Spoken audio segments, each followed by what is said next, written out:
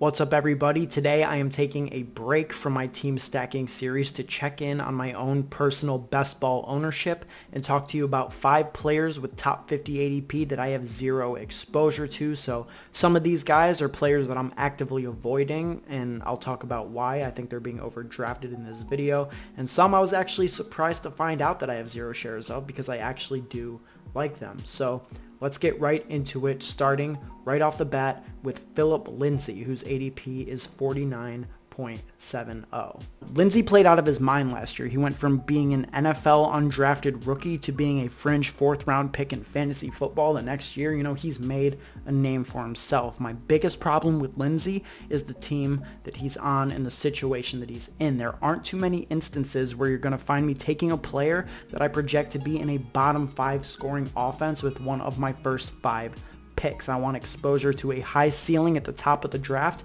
and taking a running back on an unexciting offense with little to no equity in the passing game because 3 guys are splitting backfield work. And of course, Lindsay is the unquestioned lead dog right now in the Denver Broncos backfield, but Royce Freeman has more draft capital. It's just not a good situation. There's too many mouths to feed, and there's not going to be enough scoring to go around. The worst case scenario with Lindsay is, that he pays off his 4th round draft value. I mean, with any luck, the pick that I'm making instead of Lindsay is going to exceed that value. Now, the next player I want to talk about is a player that, I've been accused of being a hater of on my podcast. It's not the case. Look, Kenyan Drake, okay? He's going at about 42nd overall. He never had more than 15 carries in a game last year. He only had double-digit carries 5 times, and that's in a full, healthy 16-game season. His strength is the passing game, and this is 0.5 PPR. Last year, he finished with 53 catches on 477 yards on 73 targets, but what really made him valuable was the 9 touchdowns he got, combined rushing and receiving. That's what made him fantasy viable.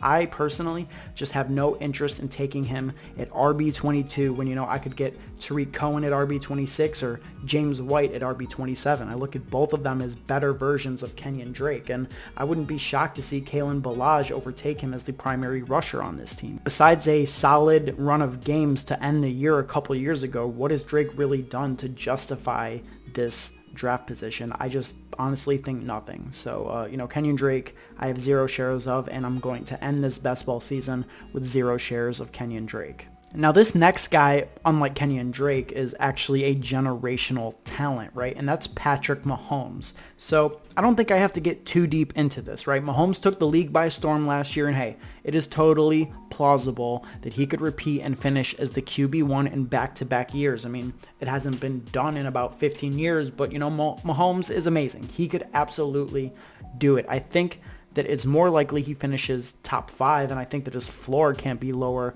than top 10, right? This is a phenomenal NFL quarterback, but Tyreek Hill is not a surefire option in 16 games. I'd be willing to eat the suboptimal roster construction of taking a quarterback in the top 50 if I at least had the option to stack Tyreek Hill and Patrick Mahomes together. But, with Hill's status up in the air and the nearly 1,500 yards and 12 touchdowns that he produced last year gone with him, or at least, maybe gone with him, who knows, I would rather wait 4 or 5 rounds and grab Baker Mayfield or Russell Wilson or Big Ben or any number of guys. I'll dig deeper into Mahomes and whether or not stacking him with Kelsey is viable in tomorrow's video when I break down the Chiefs from a team stacking perspective, but all in all, I just don't think that you can take Mahomes where he's going in drafts, and I won't be. This one actually surprised me. I'm not low on T.Y. Hilton, or at least I don't think I am. When I look at his ADP and I see that he's going, at the top of the 3rd round, right behind Adam Thielen and in front of Amari Cooper,